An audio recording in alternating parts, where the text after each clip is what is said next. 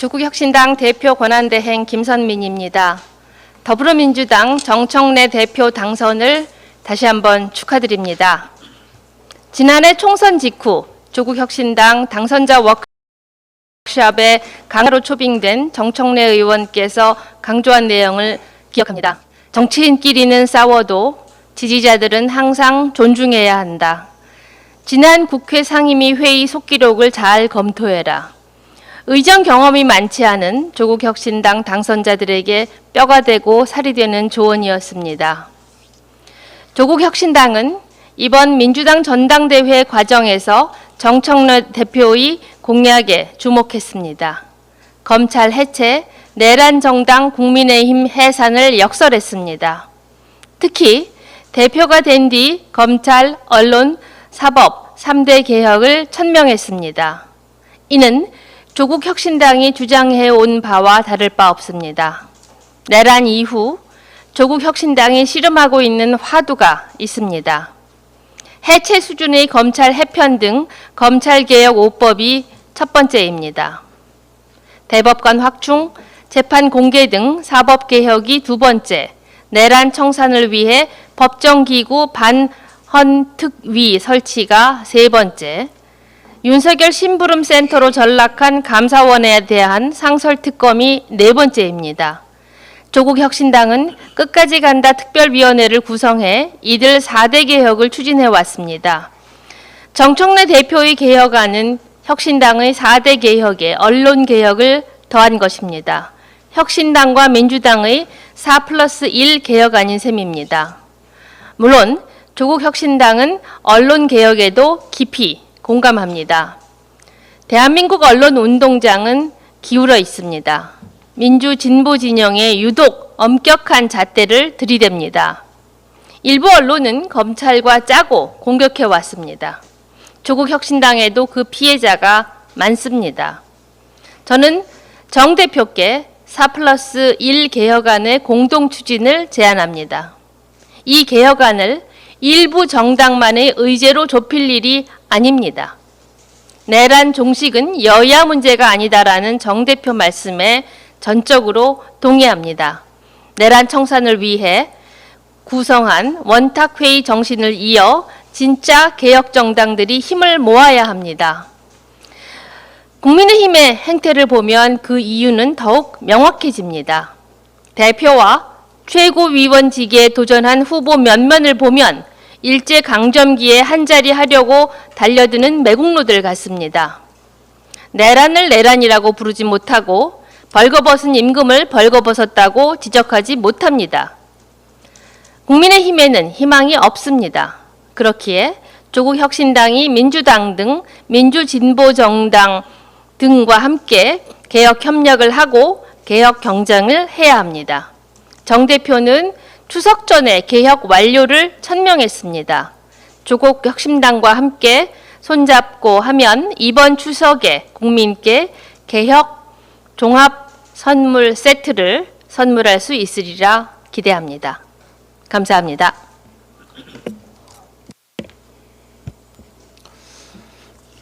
원내대표 서왕진입니다. 내란 속의 윤석열의 속옷 차림 체포영장 거부 전술이 말 그대로 해외 유수 언론의 토픽이 되었습니다. 대한민국, 대통령이란 단어와 언더웨어가 나란히 담긴 국제망신 그 자체였습니다. 더 심각한 것은 전직 대통령이라는 지위를 무기로 법 집행을 조롱하는 오만과 불복종입니다. 알다시피 윤석열은 수차례 소환 요구를 무시해왔습니다. 그동안 특검의 자진 출석 요구에도 묵묵부답이었고 체포영장이 발부된 후에는 이를 우롱하는 퍼포먼스로 국민 앞에 다시 한번 도전장을 내민 것입니다. 이는 단순한 체포 불응이 아닌 형사 절차 자체를 거부하는 반헌법적 범죄 행위입니다. 간과할 수 없는 점은 서울구치소장과 교정당국이 특검의 체포영장 집행 시도에 협조는커녕 사실상 법 집행을 방해하거나 법 집행 거부 행위를 방조했다는 점입니다. 법적 근거가 없다며 물리력을 사용하지 못했다는 당국의 해명은 구차한 변명에 불과합니다. 이번 교정당국의 직무유기와 법집행 방해 행위에 대해서도 반드시 책임을 물어야 할 것입니다. 민중기 특검에 분명히 말씀드립니다. 체포영장 집행은 선택이 아니라 법의 명령입니다. 이번 집행 실패를 변명하거나 주저한다면 특검 스스로 법적 정당성을 포기하는 것입니다. 법원이 정한 체포영장 집행기간 내에 반드시 영장 재집행에 나서야 합니다. 담요로 둘둘 말아서 꺼내든 4인 1조로 끌어내든 어떤 형태의 물리력 사용도 필요하다면 허용되어야 합니다. 법 집행이 유독 권력자 앞에 유약해지지 않아야 합니다. 더 이상 윤석열 개인의 일탈을 방치하는 것은 특검과 사법당국 모두의 책임이 될 것입니다. 조국혁신당은 특검의 체포영장 재집행이 또다시 방해되거나 실패로 끝날 경우 강제 구인 법안 등 모든 입법적 대응은 물론 교정당국에 대한 국정조사까지 검토할 것입니다. 이상입니다. 예, 최고위원 황명필입니다. 우선 윤석열의 팬티 저항 얘기를 듣고 무의식 중에 상상하신 국민들의 정신적 충격에 대해 그리고 공무 수행을 위해 그 모습을 직접 보아야 했던 교도관들의 고통에 대해 위로의 말씀을 전합니다. 교정당국은 이 교도관들께 안과와 정신과 치료를 보장해야 할 것입니다. 명백히 업무상 재해입니다. 자기들도 궁색한지 체온 조절 장애를 우려해서 옷을 벗었다는 소리를 하던데 바이든이 날리면 했다는 인간들이니까 무슨 말인들 못하겠습니까마는 변온동물에는 파충류, 양서류 등이 있고 멧돼지, 사람 등은 항온동물인데 윤석열은 독사도, 개구리도, 멧돼지도 아닐 테고 물론 사람인지도 확실치는 않습니다만 특검이 물러나자 갑자기 체온 조절이 잘 되는 것을 보면 분명히 변온동물은 아니라서 집행에 문제는 없다고 생각됩니다. 윤석열은 이미 지난해 12월 3일 본회의장으로 가서 4인이 1명씩 들쳐붙고 나오라고 한 바 있으니 그것을 그대로 본인에게 적용하면 될 것입니다.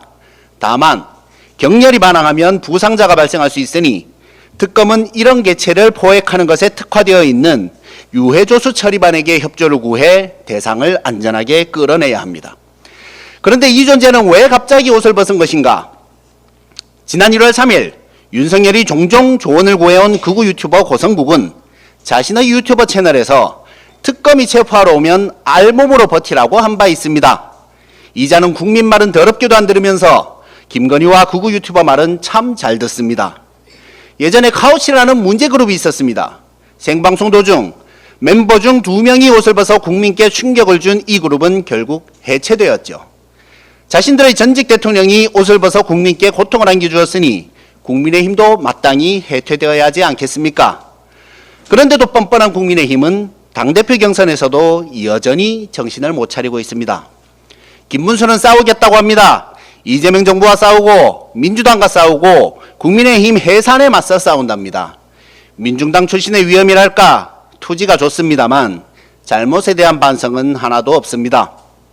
장동혁은 계엄했다고 내란한 거냐며 따집니다.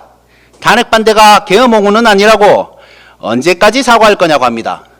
윤희숙 혁신위원장이 처음으로 공개 사과하자마자 언제까지 사과만 하는가 하며 혁신위를 비판하더니 무슨 사과를 얼마나 했다고 이런 소리를 하는지 어안이 벙벙합니다. 일본한테 배웠나 싶습니다. 주진우는 찬탄과 반탄이 서로 자신들이 당선되면 상대를 쫓아내겠다고 하는데 자신이 당선되어 양측을 중재하겠다고 합니다. 네, 박쥐의 역할을 하겠다는 것이죠. 제가 내란수계라는 별명을 붙이면서 전국에 퍼지게 되어 다소 미안한 마음이 있었는데 박쥐라는 별명까지 붙을까봐 조심스럽습니다만은 제 정치 인생 25년에 초선 의원이 당대표에 출마하면서 모두를 아우르겠다는 당찬 포부를 보이는 것은 처음 봅니다. 왜 초선이 갑자기 출마했는지는 모두 짐작하실 것이지만 어쨌든 포부가 좋으니 훌륭한 박쥐가 되길 바랍니다. 혁신을 주장하는 안철수는 변하지 않았습니다. 민주당에서 혁신전대를 그렇게나 부르짖더니 국힘에서 혁신전대를 하고 있으니 소원 성취한 셈입니다. 뭐가 안철수의 혁신인지는 아직 모르겠는데 본인도 모를 것이니 상관없겠죠. 조경태 의원도 나섰습니다. 그나마 문제의 본질을 직시하고 있긴 합니다. 이분은 원래 민주당 출신이죠. 그나마 민주당 출신인 안철수와 조경태 두 분이 개중 좀 나으니 역시 민주진영에서 인정 못 받은 사람도 국힘에 가면 제일 나은 사람이 되는 것 같습니다. 그런데 이런 사람들이 당대표 선거에서 이길 가능성은 낮아 보입니다. 왜 그런지 귀엽고 문학적이고 부드러운 제가 친절히 설명드리겠습니다. 옆에서 웃으시니까 방송사고가 네. 가끔씩 방송사고가 있어야 좋죠.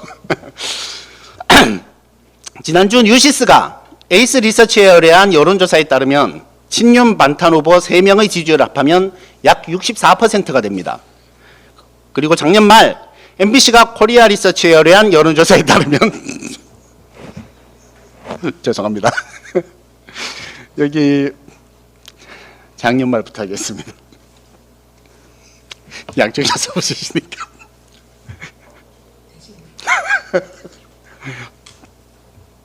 그리고 작년 말 MBC가 코리아 리서치에 의뢰한 여론조사에 따르면 국민의힘 지지층 중 부정선거 음모론을 믿는 응답이 65%죠. 결국 국민의힘이 신나게 비상식적인 부정선거론을 짚히며 정치에 이용해온 결과로 당내에서 상식은 사라지고 음모와 선동만 남았습니다. 이런 당원들의 투표가 80% 반영되니 국민의힘의 미래가 있겠습니까? 자업자득입니다. 어쩌면 당대표 선거가 끝난 후 당내에서도 부정선거 주장이 나올지 모르겠습니다. 원래 주특기잖아요. 어차피 기대는 없지만 국민들의 스트레스를 생각해 한 가지만 부탁합니다. 누가 되든 대표 선출 후 현충원에 가기 전 서울구치소를 먼저 방문하는 일은 없길 바랍니다.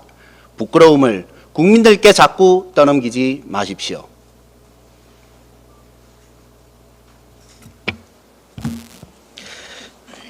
산사태 막을 수도 있습니다. 최고위원 차기군입니다.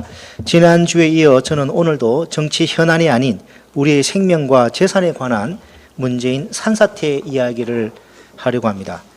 지난 주말 저는 1박 2일 일정으로 우리 당 대구, 경북, 경남 당원들과 함께 최근 폭우로 수해를 크게 입은 합천과 산청에 가서 수해 복구 지원 활동을 하고 왔습니다. 대규모 산사태로 여러 명의 희생자가 발생한 부리 내부 마을의 경우 마을 회관이 추가 산사태 발생 시 안전한 대피처가 되기 어려운 곳에 위치해 있었고 이장님은 불안하다며 이전 필요성을 호소하였습니다. 산사태로 수로가 막혔는데도 중장비가 부족해 논에 농수가 공급되지 않아 논바닥이 갈라지고 있다며 시급한 중장비 투입 및 수로 확보도 요청하셨습니다. 관계 당국의 각별한 관심을 당부드립니다. 그리고 저는 합천 봉산면, 가회면, 산청, 부리, 모골이 산사태 현장에도 다녀왔습니다. 산사태 원인에 대하여 현지인들이 말하는 것은 동일했습니다. 기록적 폭우가 직접적 원인이 되기는 했지만 그럼에도 산에 손을 댄 곳에서 산사태가 났고 손대지 않은 곳에는 산사태가 거의 나지 않았다는 것입니다. 그랬습니다. 민간 전문가들의 말처럼 현지인들의 말처럼 벌목 등으로 사람이 손을 댄 곳에서 산사태가 났다는 것을 두 눈으로 확인할 수 있었습니다. 그런데 이재명 대통령이 산사태 현장을 방문하여 산사태 원인에 대하여 물었을 때 산청은 산이 80%이기 때문에 앞으로도 이런 현상이 많이 생길 거라고 보고 있다고 답변하였습니다. 너무나도 무책임한 답변이 아닐 수 없습니다. 많은 전문가들과 현지인들은 산이 80%이기 때문에 산사태가 많이 생기는 것이 아니라 벌목 허가가 무분별하게 남발되어 산의 토양 안정성이 훼손됐기 때문에 산사태가 난 것이라고 보고 있기 때문입니다. 실제로 작년 한 해 산청군이 벌목 허가한 것은 60건에 356헥타르, 즉 100만 평이 넘는 면적이었습니다. 이것은 허가가 아니라 신고제나 마찬가지입니다. 대규모 산사태가 발생한 모골이 와룡산 임도의 경우 토양이 매우 약한 마사토 지질이었다는 점에서 임도 개설할 때 지질 평가가 제대로 되었는지도 의문이었습니다. 실제로 산사태 취약지구 심의위원으로 활동하였다는 국립경상대학교 좌용주 교수님은 최근 SNS에 이런 글을 올렸습니다. 오래전부터 경남의 일부 시군의 산사태 취약지역 심의위원을 맡아왔는데 회의가 열릴 때마다 요청한 것이 취약지역 평가 항목의 개선이었다. 산사태의 발생에서 가장 중요한 것이 집안의 안정성인데 이를 제대로 평가할 수 있는 요소가 거의 없었다고 해도 과언이 아니다. 문제는 이 평가서를 만든 부처의 지질공학적 전문성도 부족하며 평가 항목의 개선에도 무관심하다는 점이다. 회의 때마다 개선을 요구했지만 허사였고 결국에는 태풍이나 폭우가 지나갈 때마다 피해와 고통은 국민의 몫이 되었다. 기후변화로 인한 기상 이상이 빈번해질 것이 예상되기에 한시라도 빨리 제대로 된 평가 항목을 도입하여 산사태 취약지역 평가 및 지정을 재검토해야 한다. 존경하는 국민 여러분, 관계당국은 산사태는 막을 수는 없지만 피할 수는 있다고 홍보하고 있습니다. 그러나 많은 전문가들은 이렇게 말을 하고 있습니다. 산사태 막을 수도 있다.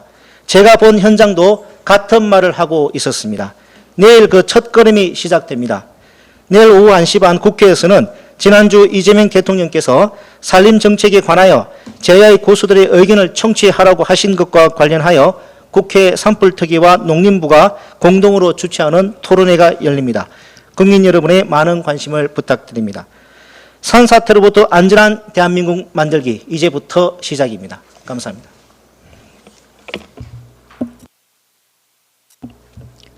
최고위원 이혜민입니다. 정청래 더불어민주당 당대표 당선을 진심으로 축하합니다. 황면선 최고위원 당선 역시 축하합니다. 정청래 당대표는 강력한 개혁 당대표가 되어 검찰개혁, 언론개혁, 그리고 사법개혁을 마무리하겠다고 강조했고 취임 직후에는 개혁 TF를 바로 구성하겠다며 그 의지를 한 번 더 다졌습니다. 개혁을 향한 결연한 의지를 명쾌하게 밝히신 것을 환영하며 매우 기대가 큽니다. 조국혁신당은 이미 지난 대선 기간 동안 사법개혁 로드맵을 발표했습니다. 조국 전 대표 또한 최근 옥중 인터뷰를 통해 법조 엘리트에 대한 민주적 통제를 다시 한번 강조한 바 있습니다. 조국혁신당은 끝까지 간다 특위의 법원개혁 소위를 통해 이미 3대 개혁 방향을 보기와 같이 제시했습니다. 국민 인권 보호, 사법 권력에 대한 견제와 균형 강화, 실질적 법치주의 실현이 그 내용입니다. 이를 뒷받침하는데 9대 실천 과제로 조국 전 대표 1호 법안인 전자정보 압수수색 제도 전면 개혁, 저의 1호 법안인 판결문 전면 공개, 차규근 의원 대표 발의한 집단소송과 징벌적 손해배상 제도 도입이 제한되어 있습니다. 또한 재판 헌법소원 도입으로 위헌적 재판에 대한 마지막 방어선 마련, 사법권의 대표성 강화를 위한 대법관 다양성 확대와 전문 소부 신설, 국민 참여 재판을 민사 영역까지 확대, 행정소송법 전면 개정으로 소송 요건 완화, 법무 담당관 제도를 개선해 실질적인 법치 행정 구현, 국민소송, 국민소환, 국민발언, 발안 제도 확대 등을 통해서 이러한 제도로 로드맵을 구성했습니다. 이에 조국혁신당은 새로운 지도부를 세운 더불어민주당과 힘을 모아서 사법개혁의 임무를 완수하며 함께 앞으로 나아가겠습니다. 그것이 정당 간 협치의 방법이라고 우리는 생각합니다. 그런데 안철수 국민의힘 당대표 후보는 정청래 민주당 당대표가 내란과의 전쟁을 선언하며 내란 세력과는 손을 잡지 않겠다고 한 말에 발끈하고 나섰습니다. 왜죠? 그 말은 내란 세력과 함께 하겠다는 말일까요? 국민의힘은 지금 스스로 내란 정당의 수치를 씻어내기 위해 뼈를 깎는 노력을 보여야 합니다. 그런데 손을 잡네, 안 잡네, 말꼬리 잡으며 유치한 싸움을 이어가려는 모습이나 보이니 그 좁은 시야가 한심합니다. 안철수 의원은 스스로 내란 정당 프레임에서 자유롭다고 했습니다. 글쎄요, 그 면죄부는 누가 준 것입니까? 나 홀로 본회의장에 앉아있던 그날 헌법을 수호하려는 정의 실현이 아니라 계산을 했던 것일까요? 본인이 속한 당의 정권에서 불법 계엄이 선포된 것에 대해 자책하고 반성을 해야지 그날의 본인에게 자아도취하면 안 됩니다. 정당 정치인이자 당대표 후보까지 나선 분이라면 협치해달라 조르기 전에 자신이 속한 정당의 민낯을 먼저 직시해야 합니다. 그리고 나 홀라 앉아있던 모습에서 설사 당대표가 되더라도 나 홀로 움직일 안철수 의원의 행보가 벌써 떠오르는데 비단 저만의 생각이 아닐 것 같습니다. 조국혁신당은 내란 세력과는 협치하지 않습니다. 우리는 오직 헌정수호 세력 그리고 국민과 손을 잡으며 사법개혁과 민주주의 회복의 길을 끝까지 걸어갈 것입니다. 이상입니다.